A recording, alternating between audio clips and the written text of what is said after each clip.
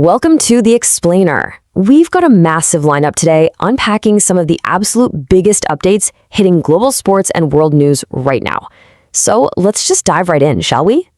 Here's what's on the agenda for today. We're looking at the massive World Cup 2026 preparations, Messi gearing up for a record sixth cup, James Milner ending an absolute era, a pretty unforgettable Champions League moment from Hakimi, and we'll wrap it all up with a quick global headlines roundup. All right, Section 1. World Cup 2026 preparations. America is ready. You know, the momentum for 2026 is building so incredibly fast right now. FIFA President Gianni Infantino recently met with US President Donald Trump right at the White House to lock in those final preparations. Infantino literally declared that, quote, America is ready to welcome the world, and he made a huge point to thank the administration for backing what's honestly shaping up to be a totally unprecedented global event. And when we say unprecedented scale, it really comes down to this absolutely historic format change. I mean, for decades, right, we've all been so used to the classic 32-team tournament. But 2026? It's introducing a record-breaking 48-nation expansion. This enormous jump means more matches, way more nations, and a vastly wider global footprint. It's going to be massive. Just think about the logistics of this for a second. 11 U.S. cities are going to host matches, sharing the duties with venues across both Canada and Mexico. The whole shebang wraps up with the grand final on July 19th at MetLife Stadium in New Jersey. Now, what's really crucial here is that this is the first time the U.S. has hosted since 1994. And if you remember, that 94 tournament set attendance records that literally stood for decades.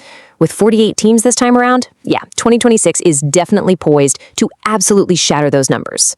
Moving on to Section 2, Messi's record sixth cup. The GOAT goes again. So, Lionel Messi is officially confirmed for his sixth World Cup appearance. Honestly, just pause and think about that number for a second. 6. That is a feat no outfield player in the entire history of the sport has ever managed to pull off. It's just wild. And the thing is, he's not just showing up for some sort of farewell tour. Far from it. Messi is arriving as the defending champion after lifting that trophy in Qatar back in 2022. Even though he's playing domestically in MLS for Inter Miami now, and he's in his late 30s, he is still the absolute heart of that national team. Plus, with this new expanded 48-team format we just talked about, the all-time record holder for World Cup goal involvements has a very real chance to push his already untouchable legacy even further. Okay, Section 3, James Milner, an era ends. After a 24-year professional career, James Milner has officially hung up his boots, and he's leaving behind a mind-boggling 658 Premier League appearances. He retires having completely surpassed unquestionable legends of the game. We're talking Gareth Barry at 653, Ryan Giggs at 632, and Frank Lampard at 609. He truly stands alone as the single most experienced player in Premier League history. So, how do you even build a record like that? Well, it started with him as just a boy making his debut at Leeds United, and then evolving through solid stints at Newcastle and Aston Villa. Of course, it really peaked when he became a multi-trophy winner at Manchester City and Liverpool. I mean, capturing the Champions League and multiple domestic titles, before he fiercely saw out his top-level days over at Brighton. What a journey.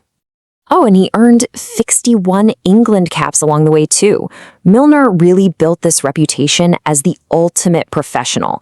His immense impact on team culture, I think it's perfectly captured by his former manager Jurgen Klopp, who noted that Milner simply, quote, set the standard for everyone around him. And honestly, when you're the guy setting the standard for a squad of world-class superstars, well, that puts a legendary career into perfect perspective, doesn't it? All right, Section 4, Hakimi's unforgettable UCL moment. Beyond the pitch. I want you to picture this for a second. During the recent UEFA Champions League final warm-up, a stray ball accidentally strikes a young PSG fan right in the stands, leaving the poor kid in obvious tears. While PSG defender Achraf Hakimi saw the whole thing happen, and instead of just taking his usual tunnel walk back to the dressing room like anyone else might, Hakimi actually walked straight into the stands. He went right up to the crying child to comfort him, and then he just handed over his own warm-up shirt. As you can imagine, the tears stopped instantly. Think about it, on the absolute biggest night in the club football calendar, filled with all these elite players and just massive, massive stakes, this was the moment that captured the world's attention. A defender choosing a crying child over the tunnel, it is just such a wonderful reminder of what this game is truly about at its absolute best. Okay, moving to Section 5, quick headlines roundup. sports and world news. Let's do some rapid-fire news. In sports, Turkey's national squad has officially departed for North America. This is a huge deal because it ends a 24-year World Cup absence for them. Naturally, their fans are dreaming big, really hoping to replicate that incredible third-place finish they had back in 2002.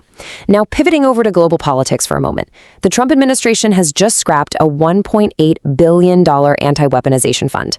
And concurrently, the White House signed a new executive order that targets bank accounts linked to illegal immigration and welfare fraud.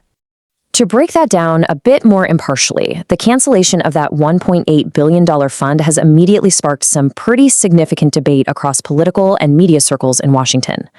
Meanwhile, that new executive order, it specifically directs financial institutions to freeze and potentially even seize funds found in accounts tied to undocumented individuals.